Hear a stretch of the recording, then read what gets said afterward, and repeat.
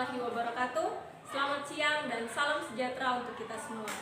Kembali lagi bersama saya Atika Sose, guru di MTS Negeri 4 Flores Timur yang sedang mengikuti PJJ Metodologi Pembelajaran di bawah bimbingan Widya Iswara Bapak Dr. Andus Bambang Rudianto MPD. Hari ini saya akan membahas tentang learning journal saya yang kedua terkait konsep metodologi pembelajaran. Adapun hal-hal yang akan dibahas dalam learning journal kali ini, yang pertama adalah tentang konsep metodologi pembelajaran itu sendiri. Yang kedua, saya akan membahas tentang isu pembelajaran saat ini. Yang ketiga, saya juga akan membahas tentang TPEC. Dan yang terakhir, yang keempat, saya akan membahas tentang student well-being. Yang pertama, kita akan membahas tentang konsep metodologi pembelajaran. Metodologi pembelajaran itu sendiri adalah ilmu yang membahas cara kerja yang bersistem untuk memudahkan pelaksanaan pembelajaran dalam mencapai tujuan. Seorang guru mempelajari metodologi pembelajaran adalah untuk membantu guru tersebut mengajar dengan lebih baik untuk mengoptimalkan pembelajaran siswa untuk mencapai student well-being. Berikutnya, untuk menciptakan suasana belajar yang lebih kondusif sehingga mencapai hasil belajar yang efektif dan optimal. Saya sendiri sebagai seorang guru ingin mempelajari metodologi pembelajaran untuk mencari metode-metode terbaru untuk meningkatkan diri saya, kualitas diri saya dalam mengajar siswa-siswa di kelas. Yang berikutnya adalah tentang isu pembelajaran. Yang pertama ada tentang integrasi HOTS yang mana dulu hanya ada 4 aspek, sedangkan sekarang telah menjadi 6 aspek, yaitu yang pertama creativity thinking and innovation, yang kedua critical thinking and problem solving, yang ketiga communication, yang keempat collaboration, yang kelima adalah character building, dan yang keenam adalah citizenship. Kita akan membangun pola pikir itu ke dalam siswa-siswi untuk mencapai integrasi dari HOTS sehingga siswa-siswi mampu berpikir dengan level yang lebih tinggi.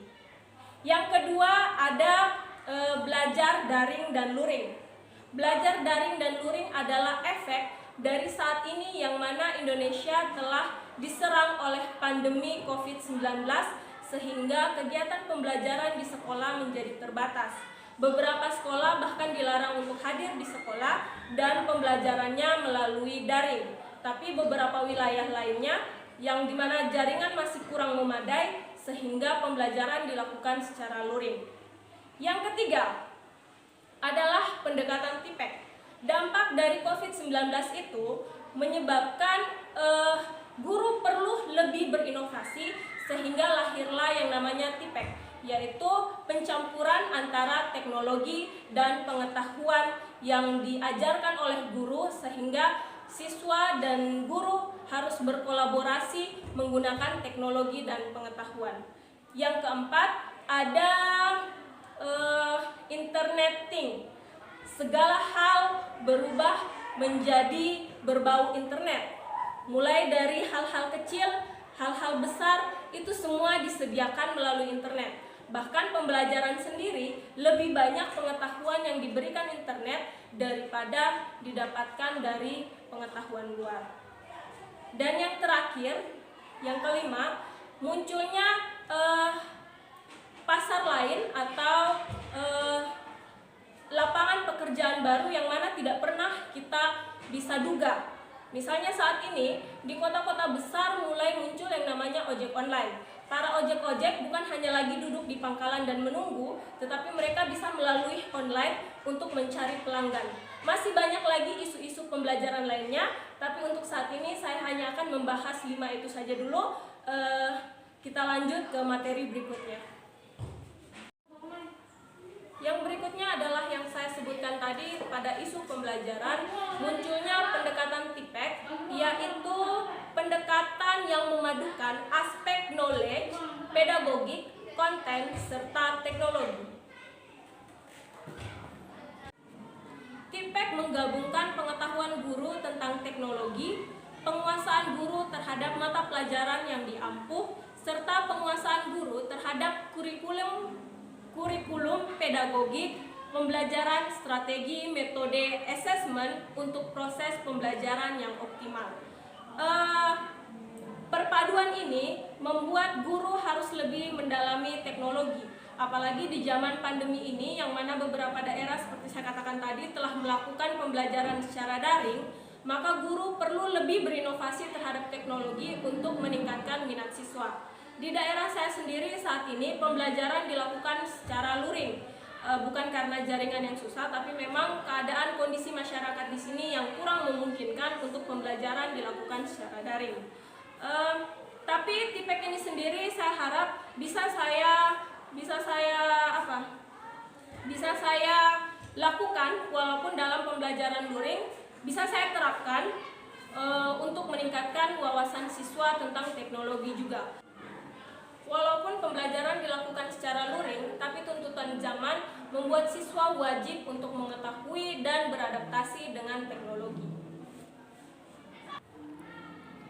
Materi berikutnya adalah student well-being. Menurut Riff, pada tahun 1989 mengemukakan bahwa kesejahteraan psikologis siswa menggambarkan sejauh mana siswa merasa nyaman, damai, bahagia di sekolah berdasarkan penilaian subjektif serta bagaimana siswa memandang potensi yang dimilikinya.